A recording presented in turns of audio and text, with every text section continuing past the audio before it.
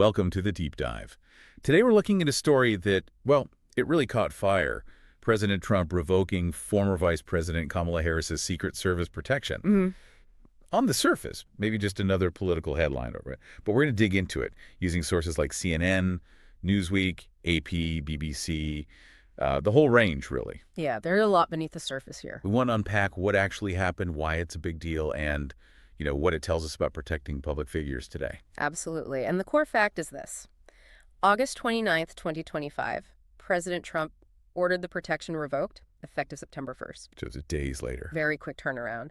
And this specifically reversed an executive memo that President Biden had signed just before leaving office. It was undisclosed until recently. Right. So you've got this clash of standard procedure, this Biden memo, political timing, and of course, personal safety concerns. It's quite a mix. Okay, so let's start with those standard procedures.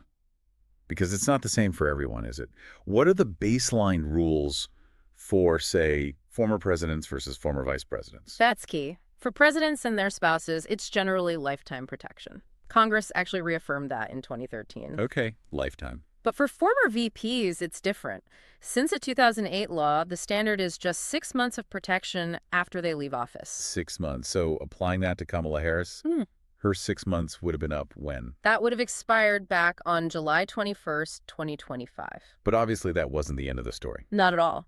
This is where the Biden memo comes in. Apparently, in January 2025, right before leaving office, President Biden signed this executive memorandum. Quietly. Very quietly. It wasn't made public. CNN broke the story. And what it did was extend Harris's protection for another full year. So 18 months total instead of 6. Exactly, taking her protection out to July 2026. Was there any official reason given for that extension? I mean, deviating from the 6-month standard? Well, sources pointed to what they called a heightened threat environment, something seen across recent administrations. And specifically for Harris, aides were reportedly concerned because, well, she was the first black woman vice president, a major figure in a very contentious election. They felt she faced, let's say, particular security risks. But no official comment from Biden's team on the specifics. A spokesperson declined to comment on the exact reasons, according to reports. Okay. Now, is it legally speaking, is it normal for an outgoing president to do this, to extend protection for their VP? It's within their power, yes. There's precedent. President Obama, for instance, extended protection for Dick Cheney after they left office. Ah, okay. So it has happened before. It has. So beyond just the letter of the law, these decisions often seem to involve weighing the individual's profile, the general security climate, maybe ongoing threats. It's not just a checkbox exercise. Right. It's judgment call territory. Seems that way. The executive branch has some leeway to look at the bigger picture for these former officials, especially if they're still very much in the public eye. Which brings us back to President Trump's decision now to revoke that extension. What was the official rationale from his administration? The official line, coming from a senior White House official, was pretty straightforward. They said a recent Secret Service threat assessment found no red flags. No red flags. Right. No credible evidence of a threat to Harris that would justify protection beyond that standard 6-month window that had already passed. Other sources, talking to the BBC and CBS, sort of echoed this, saying the Secret Service itself didn't find anything particularly alarming. Okay, so the administration is leaning on the lack of specific, immediate threats found in that assessment. That's the stated reason. But then there's the timing. This revocation happens just weeks before Kamala Harris is launching this major book tour. 107 days, her memoir. Multi-city, high profile. Huge tour. 15 stops, including London and Toronto. It starts September 24th, the day after the book hits shelves. So how does that kind of massive public exposure square with an assessment finding no red flags? Even if there's no specific plot, doesn't a tour like that inherently increase risk? That's exactly the tension, isn't it? You have a static assessment maybe looking for concrete threats right now, but then you have this dynamic situation, a huge public tour that just fundamentally changes the risk profile. Yeah, it creates opportunity. Precisely. And Ronald Kessler, who's written a lot about the Secret Service, pointed this out. He said, a tour like that would be a big drain on the agency. Especially now. Yeah, he mentioned they're already feeling undermanned, and September is also when the UN General Assembly hits New York. That always requires a massive Secret Service presence. Right, resource constraints. So Kessler suggests maybe practical reasons played a part. He suggested that, yeah. But it raises the question, how do you balance a formal threat assessment with the obvious logistical and security challenges of such a public undertaking? It's tricky. Now, when we say Secret Service protection is revoked, what exactly does that entail? It's more than just the agents walking alongside her, right? Oh, absolutely. It's a whole security infrastructure. You lose the in-person agents, sure, which could be anywhere from a dozen to, several dozen, depending on the day's schedule. Constant coverage. Okay.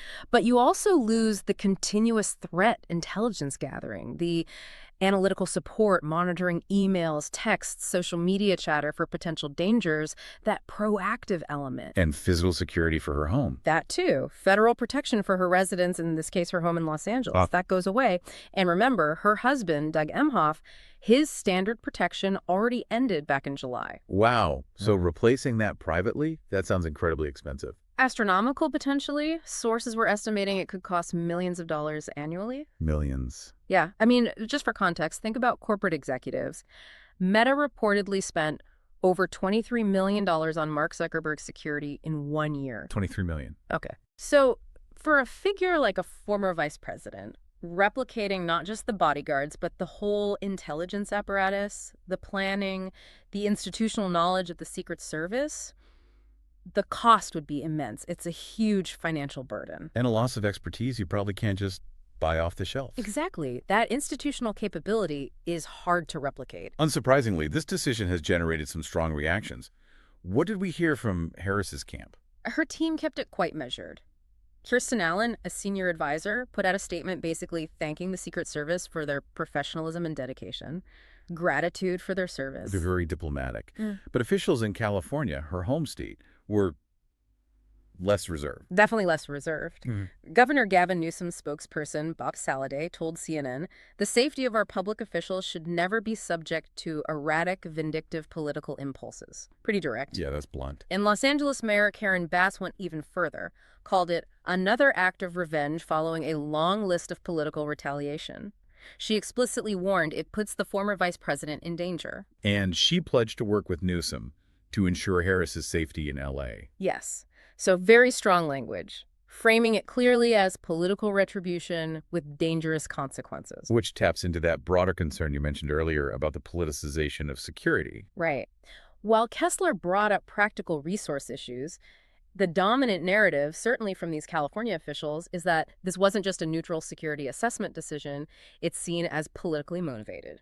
And this perception that maybe security is being used as a political tool, it gains traction when you look at President Trump's track record, doesn't it? This isn't the first time. No, if it's a pattern documented by multiple sources. President Trump has previously revoked Secret Service protection or security clearances for people seen as adversaries or those who simply fell out of favor. Like who? Well, our source mentioned Hunter and Ashley Biden, whose protection President Biden had extended, similar to the Harris situation, that was revoked. But also security clearances for former officials and critics, John Bolton, Mike Pompeo, Anthony Fauci, Mark Esper, Alejandro Mayorkas. Even political rivals like Hillary Clinton, Alvin Bragg, Letitia James had clearances revoked. So it's not always about physical protection. Sometimes it's about access to classified information or just seen as punitive. Exactly. It's been used in different ways, but the pattern is targeting individuals perceived as opponents or critics. Many observers point out there's really no modern precedent for using security details this way as a political lever. And it's important to remember the context here, too. Harris, as the first woman and first black woman VP, faced documented threats. We saw reports like a Virginia man charged in 2024, a Florida woman pleading guilty in 2021 for threats against her. Significant threats. And, it cuts both ways politically. Yeah. President Trump himself faced assassination attempts during the 2024 campaign. It just highlights that threats against all high-profile figures seem to be intensifying. Absolutely. The overall threat level is undeniably higher across the board, which makes the perception of politicizing security even more concerning. When decisions about protection are viewed through a political lens, whether fairly or unfairly, it risks eroding trust in the whole system. Trust in the impartiality of these protections. Precisely. And that could have a chilling effect, making public service seem even more perilous if people feel their safety might depend on political favor. It potentially weaponizes something that should be fundamentally nonpartisan. So wrapping this up, we've gone through the layers here, the standard rules for protection, Biden's quiet extension, Trump's revocation citing a threat assessment. But with this really conspicuous timing right before her big book tour, we've seen the scope of what's lost, not just agents, but intelligence, home security, and the reactions from Harris's measured, thanks to really strong accusations of political revenge from California officials. And connecting it to that broader pattern of revocations under Trump, it paints a really complex picture. It really does. It highlights this delicate balance, doesn't it, between the legal rules, the security assessments, the political realities, and just the basic need to keep people safe who've served at the highest levels. Yeah, and how that balance can be thrown off, or at least perceived to be thrown off in such a polarized climate, it really puts the nonpartisan ideal of these protections under strain. So maybe the question for you listening to think about is this. In today's political world, how do we make sure our leaders, past and present, are kept safe, regardless of their party or how popular they are at the moment? And what happens? What are the unseen costs when the systems designed to provide that safety become tangled up in political fights or are even seen as weapons in those fights? It's a fundamental question, really. Goes right to the heart of what public service means and how we conduct ourselves civically. Something to definitely keep thinking about.